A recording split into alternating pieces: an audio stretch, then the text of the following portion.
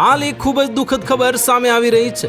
અમદાવાદમાં ગુરુવારે બપોરે સર્જાયેલી ગોજારી વિમાન દુર્ઘટનાએ સમગ્ર ગુજરાતને શોકમાં ગરકાવ કરી દીધું છે। અમદાવાદ એરપોર્ટ પરથી લંડન જતી એર ઇન્ડિયાની ફ્લાઇટે જે ટેકઓફ થયા બાદ ગણતરીની મિનિટોમાં જ ક્રેશ થઈ ગઈ હતી।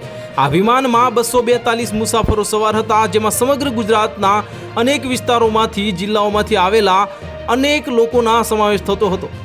ખાસ કરીને ચરોતર પ્રદેશના આણંદ અને ખેડા જિલ્લામાંથી મોટી સંખ્યામાં લોકો અને દુર્ઘટનાનો ભોગ બન્યા હોવાનું સામે આવ્યું છે, જેમાં સોજિત્રા, તારાપુર અને બોરસદના મૃતકોના કિસ્સા જે લોકોની આંખોમાં પાણી લાવી દે તેવા છે।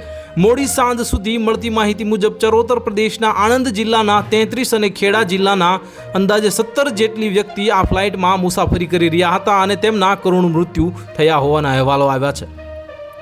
તમામ મૃતકોના પરિવારજનો અમદાવાદ સિવિલ હોસ્પિટલ ખાતે પહોંચ્યા હતા અને જ્યાં સરકાર દ્વારા DNA ટેસ્ટ સહિતની કાર્યવાહી શરૂ કરીને પોતાના સ્વજનોને શોધવાનો અને ઓળખવાનો પ્રયાસ કરવામાં આવ્યો હતો। આણંદ જિલ્લા ભાજપે 33 લોકોની યાદી જાહેર કરી છે, જે આ પ્લેનમાં સવાર હતા।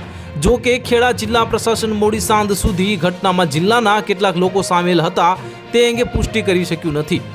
અધૂરી રહી ગયેલા સપના અને લોકોના આ દુર્ઘટનામાં અનેક હૃદયદ્રાવક કહાનીઓ સામે આવી છે। પેટલાદ તાલુકાના ફોગણી ગામનો નિખિલ પટેલ નામનો યુવક પ્રથમ વખત જે સ્ટુડન્ટ વિઝા લઈને યુકેમાં ભણવા માટે જઈ રહ્યો હતો અને તેનું પણ આ પ્લેન દુર્ઘટનામાં નિધન થવા પામ્યું છે અને આણંદના હાલાણી પરિવારના 3 સભ્યોનું પણ નિધન થયું હતું। હાલાણી પરિવારને યુકેમાં તેમના પરિવારજનોને મળવા જવા માટે વિઝિટર વિઝા મળ્યા હતા। તો હાલ માટે આટલું જ। મળીશું નવી અપડેટ સાથે। જો તમને અમારા વિડીયો પસંદ આવતા હોય તો વિડીયોને લાઇક કરી દેજો, ચેનલને સબસ્ક્રાઇબ કરી બાજુમાં આવેલા બેલ આઇકનને દબાવી દો, જેથી તમને આવા સમાચારની અપડેટ મળતી રહે।